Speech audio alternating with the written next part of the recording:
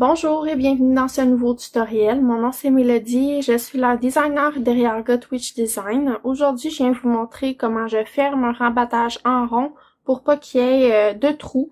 Donc ça va donner un rabattage en rond comme ceci. Là, on voit que la ligne est bien droite. Bien sûr, j'ai pas encore rentré mon fil, mais il n'y a pas de trou là, au niveau du rabattage. Donc c'est la technique que je viens vous montrer aujourd'hui. J'ai déjà fait le rabattage sur ma deuxième chaussette, donc c'est une technique qui fonctionne avec tous les types de rabattage pour le tricot finalement.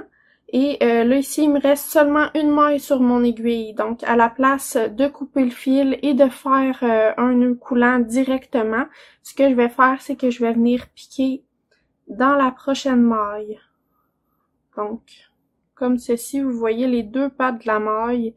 La prochaine, là, tout de suite après, là, le petit trou qui se créerait ici si on venait pas faire de maille supplémentaire. Et je viens prendre mon fil de travail pour relever la dernière maille. Donc, j'ajoute une maille sur mon tricot et je viens la rabattre là normalement, donc le rabattage traditionnel. Je viens passer la maille par-dessus.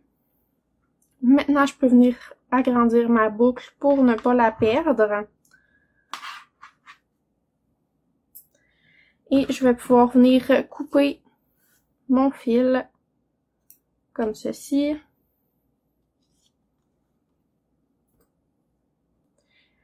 Et maintenant, ce qu'on va faire, c'est qu'on va venir fermer notre petit nœud coulant.